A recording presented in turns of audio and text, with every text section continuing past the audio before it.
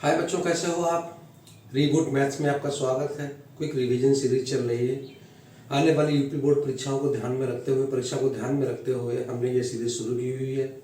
इसमें पिछली बोर्ड परीक्षाओं में पूछे गए प्रश्न या चैप्टर्स में दिए गए और महत्वपूर्ण उदाहरण या महत्वपूर्ण जो सवाल कंसेप्ट पर जो आधारित होते हैं वो हम लगा रहे हैं। तो आने वाली यूपी बोर्ड परीक्षा को ध्यान में रखते हुए ये सीरीज चलाई जा रही है, जिसका नाम है क्विक डिवीजन सीरीज। ये जो वीडियो हमारे चल रहे हैं ये डिफरेंशियल इक्वेशन यानी अवकल समीकरण पर आधारित है, क्योंकि हम पिछले वीडियो में भी मैंने बताया था कि अवकल समीकरण पर 7-8 नंबर के सवाल आ जाते हैं। एक सवाल जो है केवल 1 नंबर का कभी कभी पूछ लेते हैं, कोटि और घात पर आधारित होता है। कभी कभी कोटि और घात पर आधारित एक सवाल अति लघुत्तरी में 1 नंबर का पूछ लिया जाता है। कभी कभी छोटा सा सवाल 2 नंबर में पूछ लिया जाता है। फिर 5 नंबर का सवाल भी आ सकता है अवकल समीकरण पर आधारित। तो इस तरीके से सब मिलाकर लगभग 8 या 9 नंबर का पूरा मटेरियल होता है। अवकल समीकरण पर आधारित सवाल पूछे जा सकते हैं, थोड़े से कठिन थोड़े से आसान। समझेंगे तो आसान लगेंगे और आसानी से अपन नंबर मिल जाएंगे। तो वीडियो को शुरू करने से पहले फिर मेरी वही अपील है, वीडियो आपके लिए बनाई गई है तो मैं चाहूँगा कि अब ज़्यादा से ज़्यादा वीडियो को देखें, इसको प्रसारित करने का काम करें, मदद करें मेरी।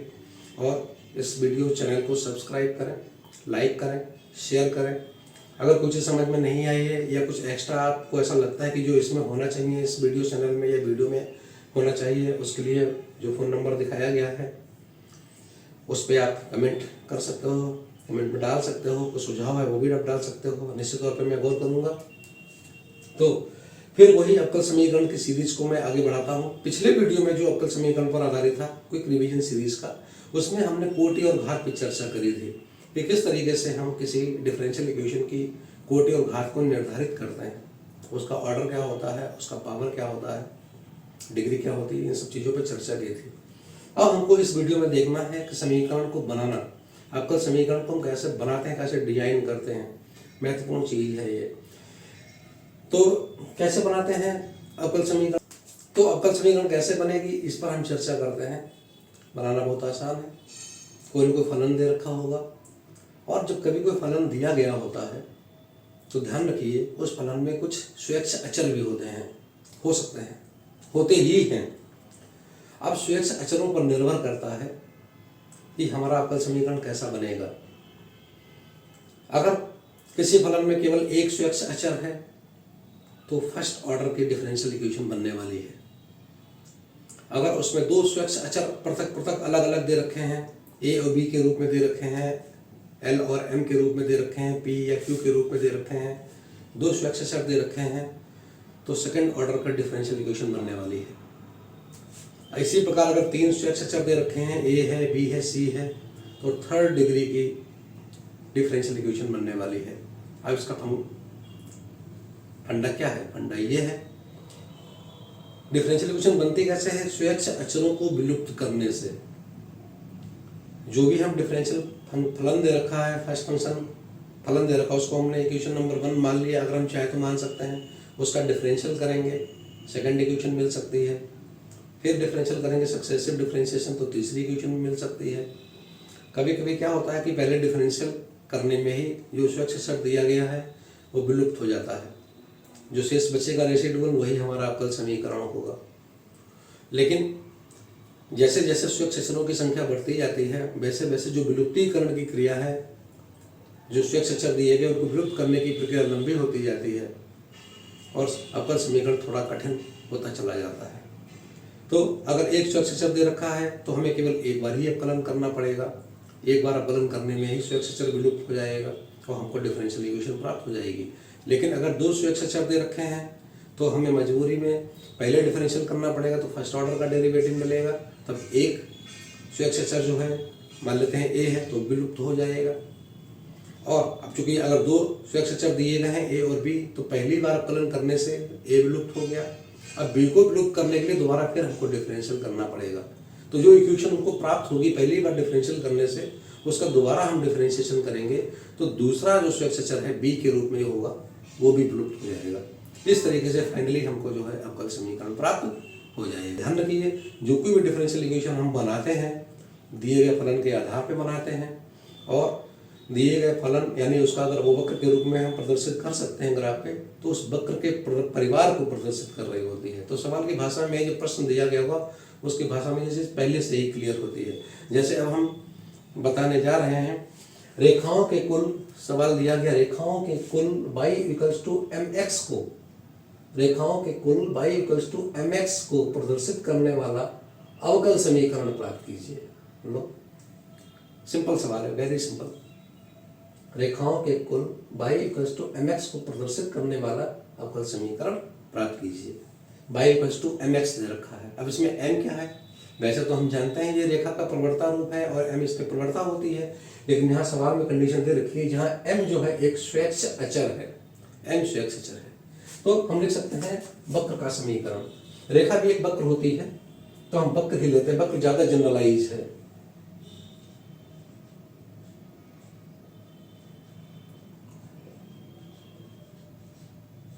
वक्र का समीकरण है y इक्वल्स टू mx। वैसे जो असली रेखा का समीकरण होता है वो y equals to mx plus c होता है, लेकिन उससे हमें लेना देना नहीं है, जो दिया गया है हम उस पर चर्चा करेंगे।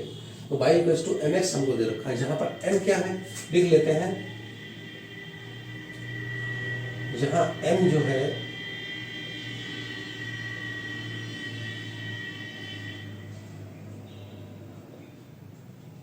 स्वैच्छ अचर है। अब हम देख सकते हैं कि इस इक्वेशन में केवल m जो है एक ही स्वैच्छ अचर दे रखा है। और मैं बता चुका हूं, पीछे भी डिटेलिंग मैंने की थी कि जितने स्वैच्छ अचर होंगे उसी के हिसाब से सवाल सरल या कठिन होगा। एक स्वैच्छ अचर है तो ये बहुत आसान है, एक ही स्टेप में सवाल लग जाने वाला है। तो हमें क्या काम करना होता है? डिफरेंशियल करना होता है, डेरिवेटिव निकालना होता है। अवकलन करने पर, सिंपली मैं लिख देता हूं, अवकलन करने पर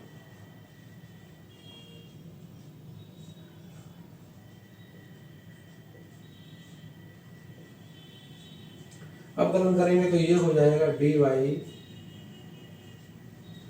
dx इक्वल्स टू m, और x का डिफरेंशियल कोएफिशिएंट होगा 1, लिखने की जरूरत नहीं है, लेकिन फिर भी आप समझ सकते हो। dy upon dx equals to हो गया m, ये डिफरेंशियल हो गया। m का विलोपन करना है। विलोपन का क्या मतलब है? m को हटाकर m की जो भी वैल्यू बनती हो वैसे हमें डाल देना है। तो ऊपर जो हमको फलन दे रखा है y बराबर mx, यहाँ से अगर हम m का मान निकालते हैं तो हमको प्राप्त होता है m equals to y upon x, x को अपॉन में ले आना है। तो m की जो वैल्यू है वास्तव में वो क्या है? y अपॉन x है, वो यहाँ पे वैल्यू लिख देंगे। dy upon dx equals to m की जगह पे आ जाता है क्या? y upon x। त्रिशी गुणा मार देते हैं तो ये हो जाएगा x dy dx equals to y। चाहो तो पक्षांतर भी करा सकते हो, x divide dx minus y equals to 0। ये हो गई differential equation, x divide by dx minus y equals to 0। ये डिफरेंशियल इक्वेशन तैयार होगी। कितना सिंपल है। चलिए अगला सवाल देखते हैं। अगला सवाल है y equals to a cos x plus b sin x के लिए वह अवकल समीकरण प्राप्त कीजिए जिसका कि यह एक हल है।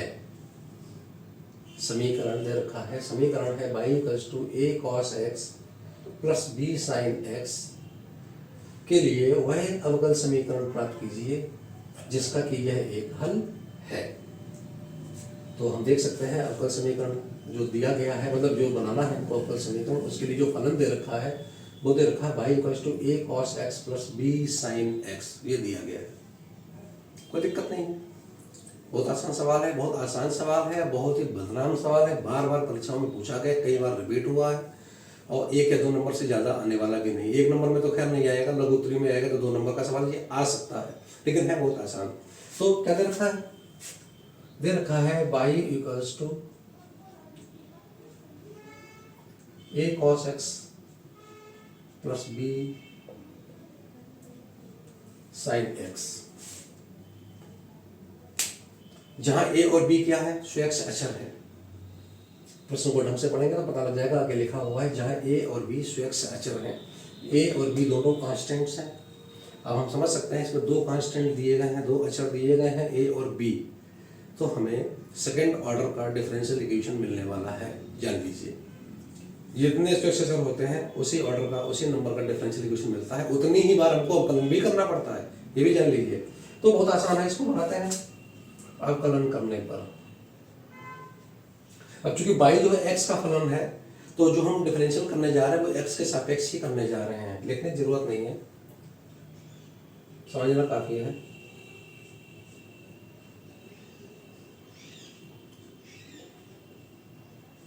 अवकलन करने पर तो ये हो जाएगा dy/dx equals to a।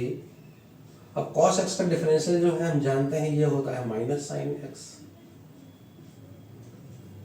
Plus b, और साइन x का डिफरेंशियल जो होता है ये होता है cos x। इसको अगर हम सरल करके लिखें, सही करके लिखें, तो ये हो जाता है माइनस का a साइन x प्लस का b cos x। क्योंकि मैं पहले बता चुका हूं इसमें दो कांस्टेंट्स लिए गए हैं, तो एक्स जब दो लिए गए हैं a और b, तो इसमें दो बार अवकलन करना पड़ेगा। एक बार अवकलन करने से हमको ये एक्सप्रेशन प्राप्त हुआ, पुनः अवकलन करने पर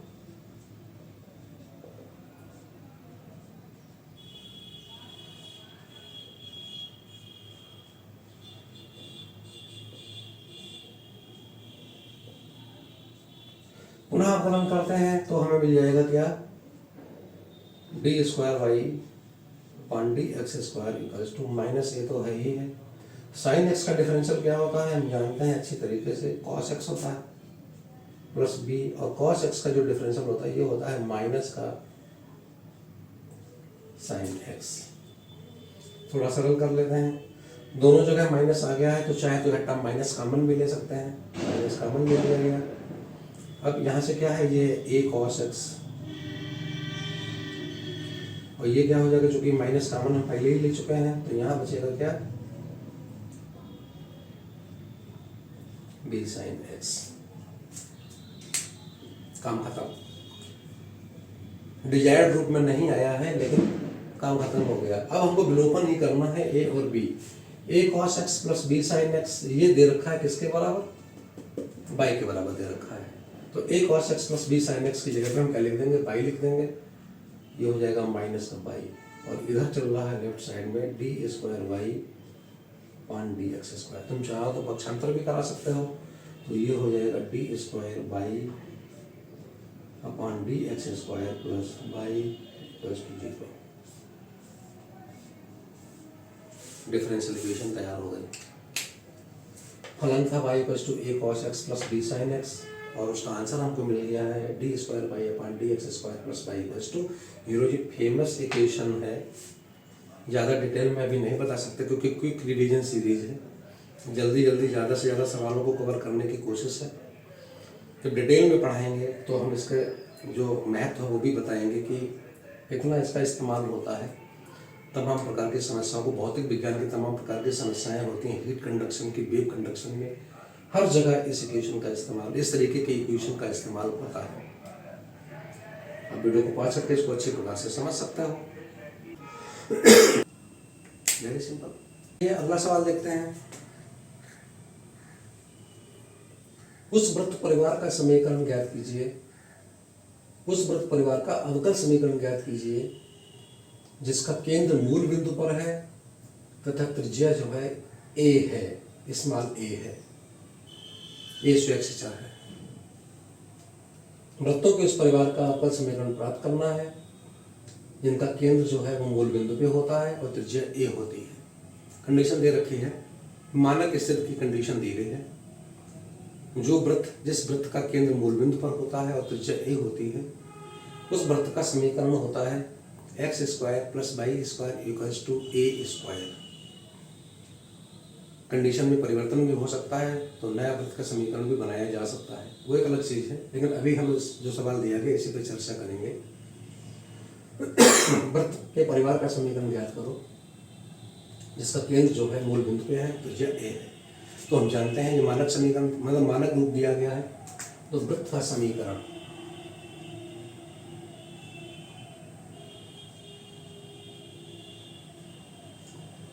ये है, इस केस में X square plus Y square equals to A square.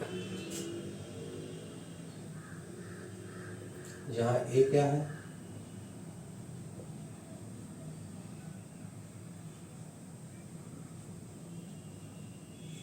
स्वेच्छ अचर है, एक ही अचर है, अच्छी बात है, बहुत आसान सवाल है।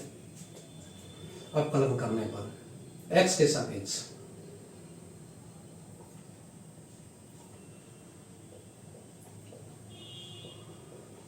अवकलन करने पर, अवकलन करेंगे तो ये हो जाएगा 2x 2y dy over dx, और a स्क्वायर चूंकि स्वेच्छ अचर है इसका अवकलन हो गया 0, कुछ नहीं। तो अब क्या बन गया, 2y dy over dx equals to minus का 2x हम कह सकते हैं, 2 से 2 कट गया, पक्षांतर करा लेते हैं, y dy dx प्लस का x इक्वल्स टू 0। ये अवकल समीकरण जो है उस वृत्त परिवार को प्रदर्शित करेगा जिसका समीकरण होगा x square plus Y square equals to A square. तो इस अवकल समीकरण में एक वृत्त नहीं मिलेगा, अनेकों वृत्त मिलेंगे, अनेकों वृत्त समाहित होंगे। आगे की वीडियो में जब हम इसका हल निकालने की बात करेंगे तो एक्चुअली हम इसी समीकरण को प्राप्त कर रहे होंगे। हल करने का मतलब होता है किसी अवकल समीकरण को वापस उसके फलन तक ले जाना, आगे सीखेंगे अगले वीडियो में। अभी एक वीडियो तो खाली अवकल समीकरण बनाने पे ही खर्च करना होगा, उसके बाद हम लोग देखेंगे कि अवकल समीकरण को हल कैसे करते हैं। चलिए एक और सवाल देखते हैं। सवाल है वक्र y इक्वल्स टू ए ई की पावर x प्लस बी के कुल को प्रदर्शित करने वाला अवकल समीकरण प्राप्त कीजिए जहां a और b जो हैं वो स्वेच्छ अचर हैं। ठीक है, नोट करते हैं वक्र का समीकरण।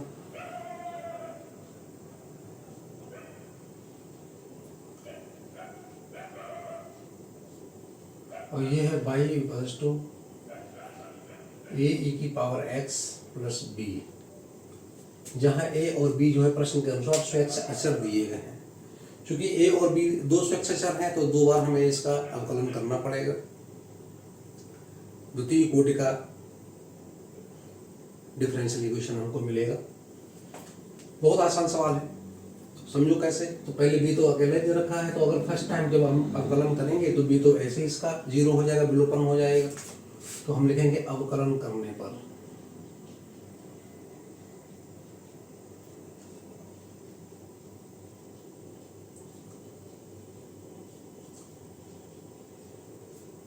dy by dx equals to ये हो जाएगा, a को ऐसे रोका जाएगा क्योंकि ये तो अचर है, ex का अवकलन जो ex ही रहेगा, और प्लस b का अवकलन हो गया, अवकल गुणांक हो गया 0। फर्स्ट टाइम मिल गया हमको ये। अब एक बार और अवकलन करना पड़ेगा, पुनः अवकलन करने पर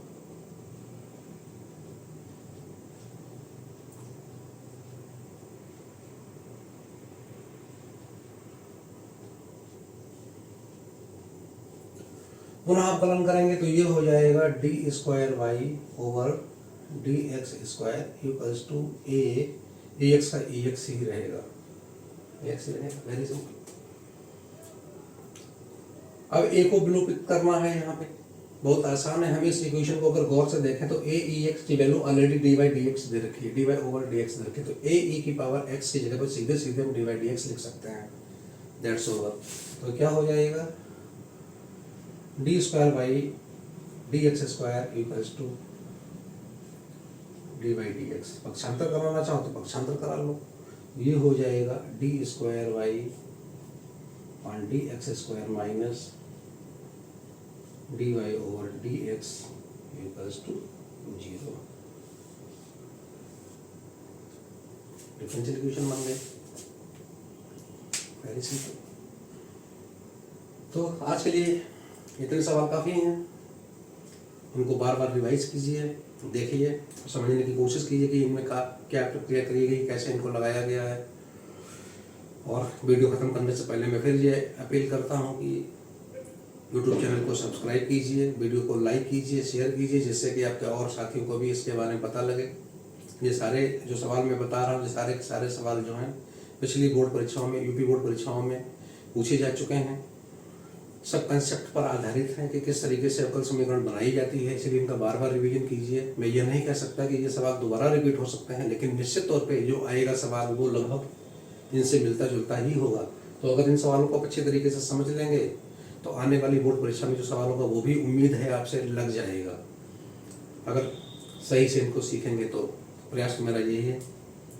तो देखिए, वीडियो को लाइक कीजिए। अगर कोई कमेंट है तो आप कमेंट कर सकते हैं, उस पर गौर किया जाएगा और जो भी सुझाव अगर होगा तो पूरी कोशिश की जाएगी उसको ठीक किया जाए।